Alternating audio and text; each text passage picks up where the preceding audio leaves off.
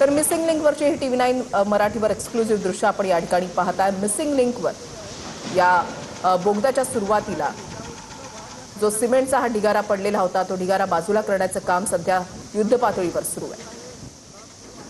Pune Mumbai missing लिंकवरती एक दरड कोसळली होती। मी सध्या त्या घटनेस्थळी आहे। आपण दृश्यामध्ये पाहतो की TV9 मराठीची जी टीम आहे ती सध्या घटनास्थळी पोहोचलेली आहे।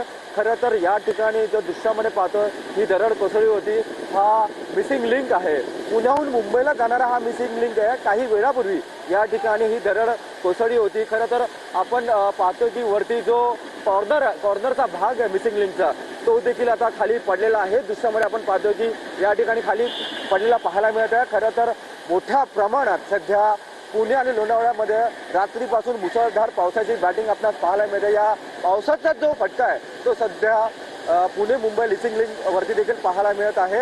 मोठ्या प्रमाणात याच ठिकाणी आपण पाहतोय की पाणी या ठिकाणी पडत आहे। खरं तर दरीचं पाणी या ठिकाणी सध्या पडत आहे आणि मिसिंग लिंक पुण्याहून मुंबईला जाणारा जो कॉर्नर भाग आहे तो दरड कोसळल्यामुळे तो देखील या ठिकाणी कोसळलेला आहे। युद्ध पातळीवरती यासाठी या ठिकाणी प्रशासन सज्ज झालेलं आहे।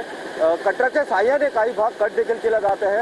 युद्ध पातळीवरती सध्या मलबा बाजूला काढण्याचं काम सध्या हाती घेण्यात आलेलं आहे। आपण पाहतो की या ठिकाणी JCB असतील, पोलीस दल असेल किंवा वेगवेगळे जे रेस्क्यू ऑपरेशन करणारे आहेत ते अत्यंत साधन सामग्रीने सध्या या ठिकाणी आपण पाहतो की मोठ्या प्रमाणात हा जो मलबा आहे तो बाहेर काढण्याचं काम करत आहे। खरं तर यामुळे काही वेळापासून पुण्याहून मुंबईला जाणारा जो मिसिंग लिंक आहे तो बंद ठेवण्यात आलेला आहे।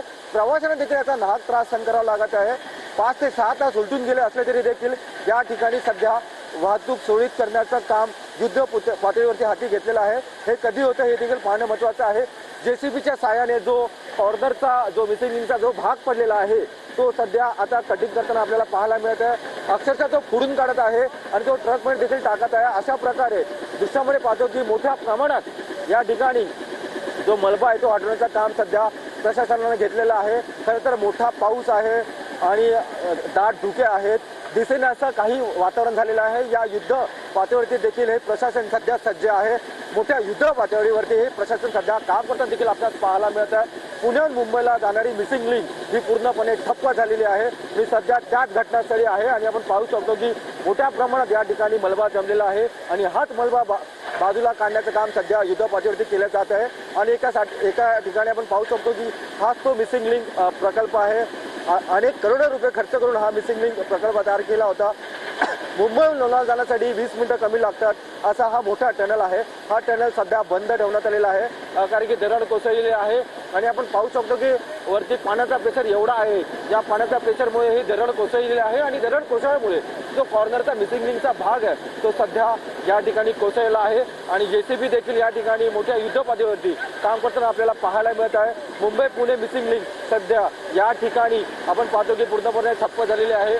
युद्ध पातळीवरती या ठिकाणी प्रशासन सध्या सज्ज आहे।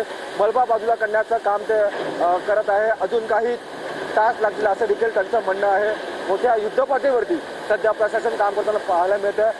प्रचंड पाऊस आहे, दिसेनासे वातावरण झालेले आहे। वातावरणात पूर्ण सगळं वातावरण ढगाळ आहे, अंधार भय अशी या ठिकाणी परिस्थिती झालेली आहे। खरं तर आपण जो मलबा पाहतोय हा एवढा मोठा होता आणि जो कॉर्नर पीस आहे मिसिंग लिंकचा तो देखील एवढा मोठा होता, मात्र जाताना कुठली गाडी खाली आली नाही। मोठा अनर्थ घडला असता मात्र दुर्दैवाने अशी कुठली घटना घडली नाहीये।